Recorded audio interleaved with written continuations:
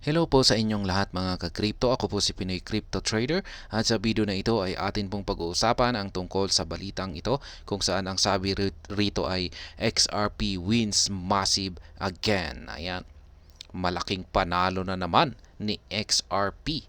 Yan po ang sabi rito. ICE $1. Ayan, marami na pong nakatutok sa presyo or ito yung aakyatin ni XRP na presyo na $1 dahil sa pagkapanalo ni Ripple. Yan. Judge denies SEC motion to appeal Ripple ruling. Yan, at ang magiging dahilan raw po nito kung bakit aangat or aakyat si XRP sa presyong $1 ay dahil sa isang judge ang nag-deny sa motion ng SEC. Yan, para mag-appeal dito sa ruling ni Ripple. At ayan, bago po tayo magpatuloy ay nais ko po munang bigyang linaw ang aking disclaimer kung saan ang nilalaman po ng video na ito ay hindi po ito isang financial advice. For education and information purposes lamang po ang layunin nito. Maliban po dito ay nais ko na rin pong magbigay babala na wala pong kahit anumang group chat ang Pinoy Crypto Trader. At ayan, ang sabi rito ay XRP recently surged to retest the $0.54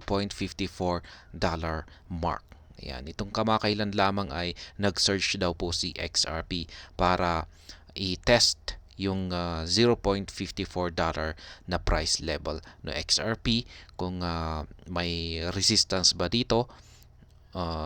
Ayan, nag-test lamang siya dito. Ayan, as Judge Annalisa Torres denied the US SEC's motion to file an interlocutory appeal in the ongoing SEC versus Ripple case.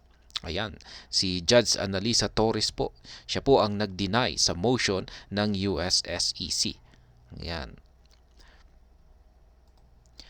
Judge Torres delivered the ruling on October 3. Ayan.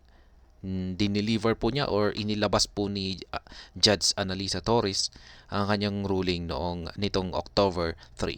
This move comes after the court's earlier ruling on July 13, which delivered a split victory for the SEC and Ripple Labs. Ayan, yung unang kanyang ruling na inilabas noong July 13 ay split victory po ito. Ayan. Kaya parang medyo pantay yung pagkapanalo ng dalawa. Ayan, the regulatory agency had sought to appeal the part of the ruling it lost. Kaya ayan, nag-appeal si SEC. Yung kanyang appeal na ito, yung part kung saan sila natalo kay SEC. At ayan, XRP ICE $1. Ayan, maraming mga investors or holders na XRP ang tinututukan ang presyong $1. Meanwhile, the following latest ruling, XRP surged to retest the $0.54 threshold, rallying to $0.5479 yesterday before facing opposition. Yan, umangat po ng 0.54 si Ripple. Ayan, at ang nagdulot po niyan ay yung latest na ruling na inilabas ni Judge Annalisa Torres. Despite the resistance, XRP secured a 5.21 gain yesterday. Ayan, closing the day on a better footing than most assets. Ayan.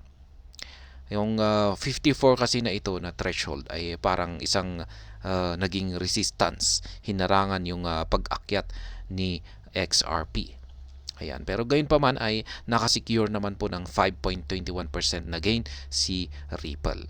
Kaya ayan yung kanyang naging performance ay mas naging maganda naman kung ikukumpara natin ito sa ibang mga cryptocurrencies. Kaya ayan, base po dito kay CoinMarketCap ay isa po siya si Ripple ay ang top 5 sa mga top gainers. Yan, itong nakalipas na 24 oras. Umangat po siya ng 3.73%.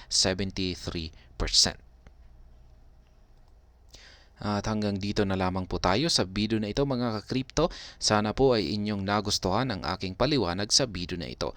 Kung inyo po itong nagustuhan ay pakiclick lamang po ang like button nito. Para naman po sa mga bago lamang dito, kayo po ay aking inaanyayahan para mag-subscribe. Pakiclick na rin po ang bell icon nito dahil ito po ang siyang magsisilbing notification nito sa mga bago kong videos na akin pong ina-upload sa aking YouTube channel na ito. Marami pong salamat sa panonood. Ingat po tayo lagi at God bless po sa ating lahat.